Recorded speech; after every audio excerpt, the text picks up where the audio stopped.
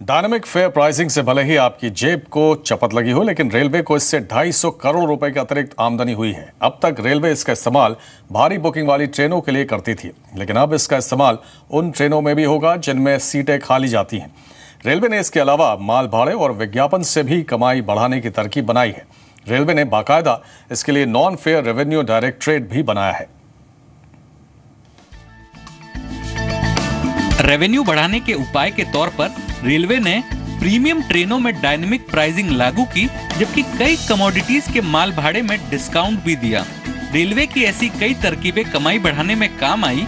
बीते कारोबारी साल में रेलवे ने रिकॉर्ड आय 1,68,000 करोड़ रुपए कमाई की, जबकि इससे पहले के साल में ये 1,62,000 करोड़ ही थी। रेलवे की ढुलाई भाड़े की आय भी 1,04,000 करोड़ रुपए से बढ़कर 1,09,000 करोड़ रुपए हो गई है। बीते साल के मुकाबले यात्री भाड़े की कमाई भी 2,000 करोड़ रुपए बढ़कर 48,000 करोड़ रुपए रही। विज्ञापन से आय और कबाड़ बेचकर रेलवे को करीब 11,000 करोड़ रुपए मिले।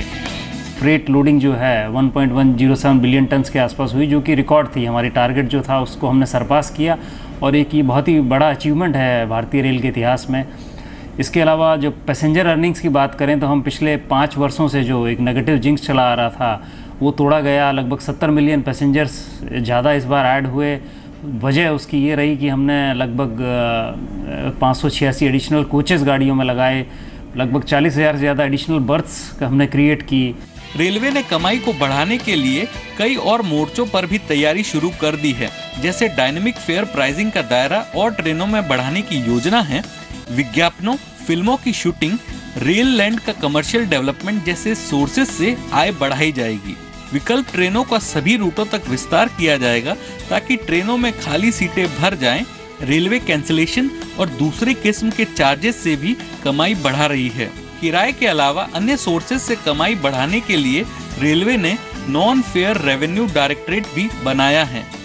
इनोवेशन और सटीक स्ट्रेटजी के बदौलत FY17 में रेलवे ने हर वर्टिकल में अच्छी रेवेन्यू ग्रोथ की और इसी को देखते हुए FY18 के लिए भी रेलवे ने नई स्ट्रेटजी तैयार कर ली है।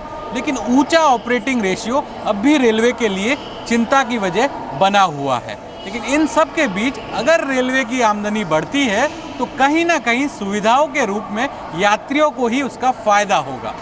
फिलहाल रेलवे की 1 रुपए की आमदनी में 95 पैसे नियमित खर्चों पर ही चले जाते हैं, जिसकी वजह से सुरक्षा उपाय पर उम्मीद के मुताबिक खर्च नहीं हो पाता। ऐसे में रेलवे अपनी आमदनी को हर मुमकिन तरह से बढ़ाना चाहती है।